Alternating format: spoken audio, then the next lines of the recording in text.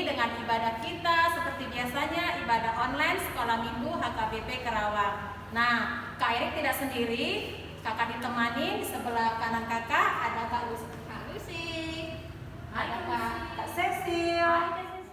Adik-adik sudah siap semuanya? Siap. Kakak harap kalian mempersiapkan di rumah, mempersiapkan Alkitabnya, kidung jemaat, dan posisi tetap beribadah ya. Harus semangat ya, dan tetap semangat walaupun ibadah kita masih online. Nah, untuk memulai ibadah kita ini, kita akan bernyanyi. Kakak undang untuk bangkit berdiri. Kita nyanyikan satu lagi pujian, Sayang Disayang. Ayo Bang Ronald.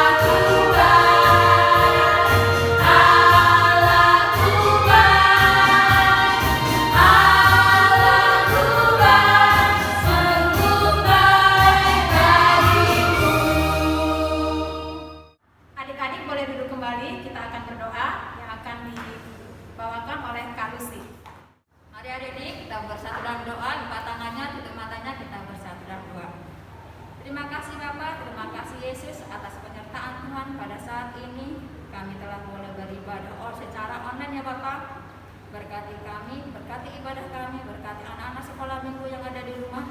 Berkati juga kedua orang tuanya ya Bapak, hingga mereka dapat beribadah sesuai dengan kehendak Bapak. Terima kasih Bapak, dalam nama anak-Mu Yesus Kristus kami berdoa dan mengucap syukur. Amin.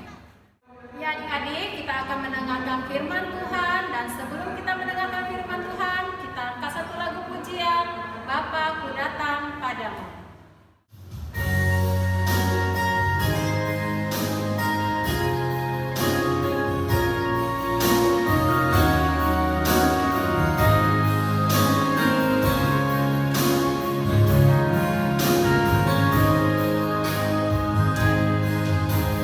Bapa ku datang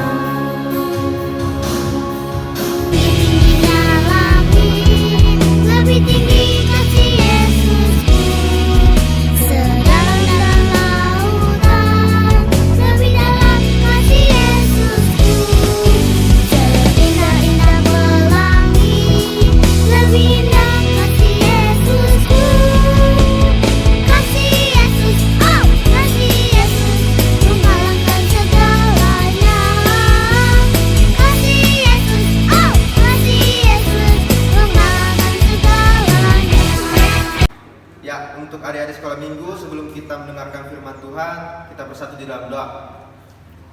Allah Bapa kami yang bertata di dalam kerajaan sorga, kami ucap syukur Bapa atas berkat-Mu.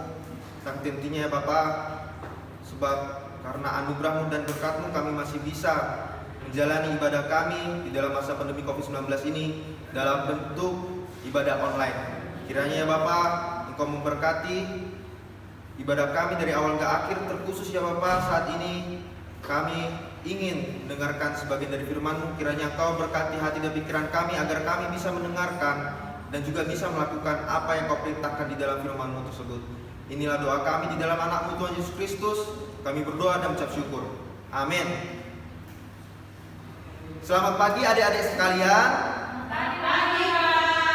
Firman Tuhan yang menyapa kita pada pagi hari ini tertulis pada Injil Lukas pasalnya yang ke-10, ayatnya yang ke-25 hingga ke-37.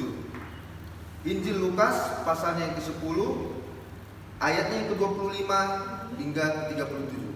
Abang sini akan membacakan untuk adik-adik sekalian. Orang Samaria yang murah hati. Pada suatu kali berdirilah seorang ahli Taurat untuk mencobai Yesus. Katanya, "Guru, apa yang harus kuperbuat untuk memperoleh hidup yang kekal?" Jawab Yesus kepadanya, "Apa yang tertulis di dalam hukum Taurat? Apa yang kau baca di sana?" Jawab orang itu, "Kasihilah Tuhan Allahmu dengan segenap hatimu, dan dengan segenap jiwamu, dan dengan segenap kekuatanmu, dan dengan segenap akal budimu, dan kasihilah sesamamu manusia seperti dirimu sendiri." Kata Yesus kepadanya, "Jawabmu itu benar. Perbuatlah demikian, maka engkau akan hidup."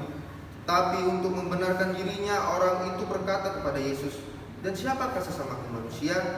Jawab Yesus, "Adalah seorang yang turun dari Yerusalem ke Yeriko. Ia jatuh ke tangan penyamun-penyamun yang bukan saja merampoknya habis-habisan, tetapi yang juga memukulnya, dan yang sudah itu pergi meninggalkannya setengah mati. Kebetulan ada seorang imam turun melalui jalan itu. Ia melihat orang itu, tetapi ia melewatinya dari seberang jalan. Demikian juga seorang Lewi datang ke tempat itu. Ketika ia melihat orang itu, ia melewatinya dari seberang jalan. Lalu datang seorang Samaria yang sedang dalam perjalanan ke tempat itu, dan ketika ia melihat orang itu, tergeraklah hatinya oleh belas kasihan. Ia pergi kepadanya lalu membalut luka-lukanya. Sesudah ia menyiraminya dengan minyak dan anggur, kemudian ia menaikkan orang itu ke atas keledai tunggangannya sendiri, lalu membawanya ke tempat penginapan dan merawatnya. Keesokan harinya ia menyerahkan 2 dinar kepada pemilik penginapan itu. Katanya, "Rawatlah dia, dan jika kau belanjakan lebih dari ini, aku akan menggantinya waktu aku kembali." Siapakah di antara ketiga orang ini menurut pendapatmu adalah sesama manusia dari orang yang jatuh ke tangan penyamun itu? Jawab orang itu, "Orang yang telah menunjukkan belas kasihan kepadanya." Kata Yesus kepadanya, "Pergilah dan perbuatlah demikian." Demikian firman Tuhan. Adik-adik sekalian, firman Tuhan yang menyapa pada pagi hari ini menceritakan bagaimana Yesus menjawab pertanyaan ahli-ahli hukum Taurat pada zaman itu yang mempertanyakan siapa yang harus kami kasihi sesama manusia. Nah, Yesus menjawab pertanyaan ahli-ahli kitab Taurat tersebut dengan menjawabnya berdasarkan dalam bentuk perumpamaan mengenai orang Samaria yang baik hati. Jadi ceritanya di sini adalah bagaimana di suatu ketika ada pemuda atau seorang yang sedang berjalan dari kota Yerusalem ke kota Yeriko. Di saat di tengah perjalanan, dia dihadang oleh orang-orang jahat. Orang-orang jahat tersebut menghadang dia untuk mengambil semua barang-barangnya secara paksa. Lalu mereka memukulinya sampai ia tidak berdaya dan tidak bisa bergerak. Dan setelah memukul pemuda tersebut, orang-orang jahat tersebut kabur membawa barang-barangnya dan membiarkan pemuda tersebut tergeletak di pinggir jalan. Tak lama kemudian setelah ia tergeletak di pinggir jalan dan ditinggalkan oleh orang jahat tersebut, datanglah seorang imam. Seorang imam ini adalah seorang yang selalu mengajarkan firman Allah atau Alkitab kepada orang-orang di bait Allah atau gereja. Tapi apa yang dia lakukan? Dia malah tidak memperdulikannya, dan bahkan ia melewatinya seakan-akan dia tidak melihat pemuda tersebut. Tak lama kemudian datang lagi seorang Lewi. Seorang Lewi ini adalah seorang yang selalu bekerja dan selalu datang ke bait Allah atau ke gereja. Dan sama seperti yang dilakukan imam tersebut, orang Lewi pun tidak peduli apa yang terjadi kepada pemuda tersebut. Ia pun pergi secara tidak peduli.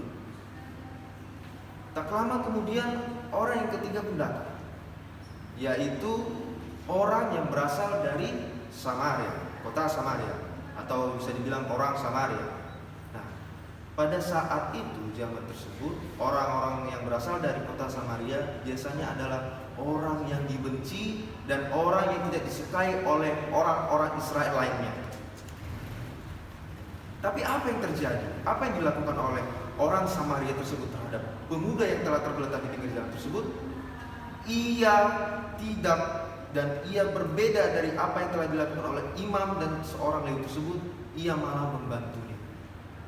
Seorang yang tidak disukai dan seorang yang dibenci malah membantu orang, bahkan orang yang tidak dikenalnya. Dimulai dari membersihkan luka-lukanya, mengobati luka-lukanya, dan tidak sampai hal itu tidak sampai saat itu juga. Ia pun malah membawa pemuda tersebut ke penginapan. Bahkan ia berkorban, rela berkorban, mengeluarkan uangnya untuk orang yang tidak dikenal agar ia bisa membayar uang sewa terhadap penginapan atau hotel tersebut. Sebagai pertanyaan untuk adik-adik sekalian di sekolah minggu, yang menjadi pertanyaan, siapakah orang yang baik terhadap tiga orang tersebut? Apakah seorang imam yang selalu mengajarkan Alkitab, selalu mengajarkan firman Tuhan kepada orang-orang, atau seorang Lewi yang selalu bekerja di dalam bait Allah dan selalu datang ke bait Allah atau gereja, atau seorang Samaria yang selalu dibenci dan tidak disukai oleh orang-orang? Jawabannya adalah, untuk ada di sekolah itu adalah orang Samaria yang dibenci dan tidak disukai oleh orang-orang. Mengapa? Kenapa bisa orang Samaria kenapa Yesus menjawab, kenapa orang Samaria yang dibenci dan tidak disukai oleh orang-orang saat itu? Yesus katakan adalah orang yang baik. Kenapa tidak seorang imam tersebut? Dia kan selalu mengajarkan Alkitab di bait Allah atau di gereja. Kenapa tidak seorang Lewi? Dia kan selalu datang ke gereja, selalu dia bekerja di dalam bait Allah. Kenapa harus orang Samaria yang dibenci dan tidak disukai orang, yang dikatakannya adalah orang baik?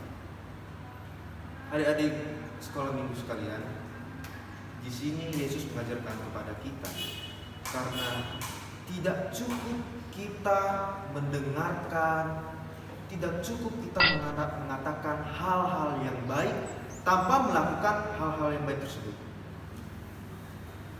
Jadi kita harus mengatakan yang baik, kita harus mendengarkan yang baik, dan kita juga harus melakukan hal yang baik yang telah diajarkan oleh firman Tuhan ini.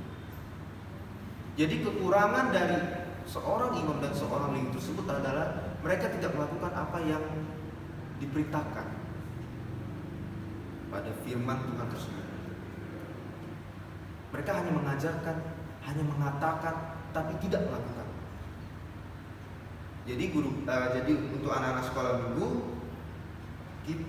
kita sebagai anak-anak Allah tidak cukup hanya untuk mendengarkan guru-guru sekolah minggu, kakak sekolah minggu berkhotbah, tidak cukup membaca Alkitab, tapi bagaimana kita bisa melakukan apa yang diperintahkan Tuhan melalui firman tersebut. Jadi kalau begitu, apakah kita bisa melakukan sebuah kebaikan tanpa datang ke gereja, tanpa mendengarkan firman Tuhan? Itu juga hal yang salah. Apalagi itu, karena kita bisa melakukan kasih, melakukan semua hal yang baik itu bersumber dari firman Tuhan. Oleh karena itu kita diharuskan untuk melakukan apa yang telah kita dengar melalui firman tersebut, apa yang telah dikatakan guru-guru sekolah minggu, kita harus lakukan. Jangan hanya mendengarkan saja. Karena kasih yang sebenarnya adalah bagaimana kita bisa melakukan sebuah pertolongan, selalu ngasih semua orang, bahkan orang yang tidak dikenal sekalipun kita harus menolongnya jika mereka membutuhkan pertolongan kepada kita. Mungkin bagi orang-orang yang tidak dikenal, mungkin kita bisa memberitahukan kepada mama papa, kepada abang kakak, jika orang tersebut membutuhkan pertolongan kita. Kalau kita tidak berani atau takut karena mereka adalah orang yang tidak dikenal. Tapi jika mereka nakal kepada kita, mereka jahat kepada kita, apakah kita tidak menolongnya jika mereka membutuhkan pertolongan? Kita harus wajib memberikan pertolongan, kita harus tetap wajib mengasihi. Karena Tuhan selalu mengajarkan kepada kita untuk mengasihi semua orang, tidak pandang itu orang siapa, memandang, jadi semua orang. Jadi dan satu hal yang penting adalah bagaimana kita bisa mengasihi dengan setulus hati, tanpa ada sebuah dorongan untuk mengharapkan rasa terima kasih terhadap orang yang kita tolong tersebut, setelah kita tolong. Kita harus dari tulus dalam hati, kita harus membantu orang-orang, semua orang, bahkan orang yang nakal dan orang yang telah berbuat jahat kepada kita harus membantu jika mereka membutuhkan pertolongan. Oleh karena itu, adik-adik sekolah minggu, kiranya kita bisa menjadi anak-anak Allah yang menjadi pelaku dari firman Allah tersebut. Jangan kita hanya sebagai pendengar, jangan kita hanya sebagai pembaca saja, jangan kita hanya ikut sekolah minggu saja, tapi kita juga harus menjadi pelaku firman Tuhan yang selalu melakukan apa yang diperintahkan oleh firman Tuhan, terkhusus dalam mengasihi dan saling menolong terhadap semua orang yang membutuhkan pertolongan kita. Demikian firman Tuhan, kita bersatu di dalam doa. Allah Bapa kami bertata di dalam kerajaan surga, kami ucap syukur Bapa atas berkat-Mu. Sebab pada hari ini ya Bapa, kami bisa mendengarkan sebagian dari firman-Mu yang Engkau telah ajarkan kepada kami bahwa kami harus mengasihi dan harus saling tolong-menolong terhadap semua orang. Bahkan orang yang telah berbuat jahat kepada kami, orang yang nakal kepada kami harus tetap menolongnya ya Bapa jika mereka membutuhkan pertolongan. Oleh karena itu ya Bapak, Engkau berikan kekuatan kepada kami agar kami bisa mengasihi dan menolong kepada semua orang yang membutuhkan pertolongan kami. Begitu juga ya Bapak, untuk guru-guru sekolah minggu kami juga berdoa ya Bapak, beri juga mereka kesehatan agar mereka bisa mengajari kami anak-anak sekolah minggu untuk menjadi anak-anak yang benar di hadapan-Mu ya Bapak. Berkati juga orang tua kami di rumah, kiranya Bapak Engkau memberkati kesehatan agar mereka bisa memimpin kami di rumah. Begitu juga ya Bapak, berkati ibadah di gereja KBP Karawang ini, biarpun dalam masa pandemi COVID-19 ini ya Bapak, kami percaya kami bisa menjalani ibadah walaupun dalam secara online ya Bapak. Inilah doa kami. Takut juga ya Bapak, kami adalah manusia yang selalu melakukan banyak dosa. Kiranya Bapak Engkau mengampuni semua perbuatan dosa yang telah kami lakukan, agar kami bisa layak di hadapan-Mu. Inilah doa kami, di dalam anak-Mu Tuhan Yesus Kristus kami berdoa dan ucap syukur. Amin. Ya, adik-adik yang terkasih, tadi kita sudah mendengarkan firman Tuhan dari Bang Andre. Jadi kakak harap kita terapkan apa yang Bang Andre tadi ceritakan, bisa kita terapkan dalam kehidupan sehari-hari adik-adik. Nah, dalam masih posisi ibadah ya, kita angkat pujian kita dari buku Kidung Jemaat nomor 415, Gembala Baik Bersuling dan Merdu.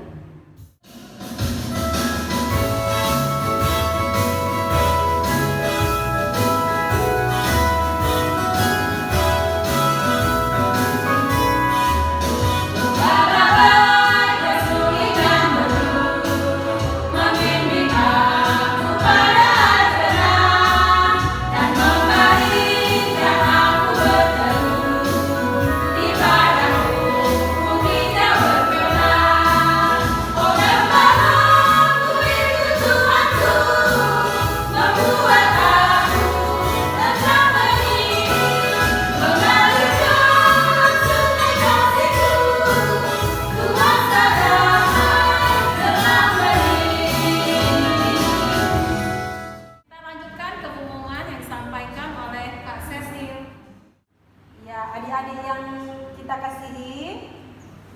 ingatkan lagi tadi tentang firman Tuhan. Nah, Tuhan Yesus berpesan kepada kita supaya kita saling mengasihi. Ya adik-adik, untuk pengumuman hari ini cuma sedikit saja ya. Untuk titah minggu depan yaitu titah ketiga dan keempat. Kemudian ayat bulanan Yosua 24 ayat 15. Jangan lupa adik-adik harus dihafal ya. Oke? Adik-adik jangan lupa ya, tetap ikutin ibadah online kita. Jangan lupa like dan subscribe ya. Terima kasih adik-adik. Tetap semangat ya adik-adik. Untuk lagu pujian kita yang terakhir, kita buka Kidung Jemaat nomor 370, Ku Mau Berjalan Dengan Juru Selamatku.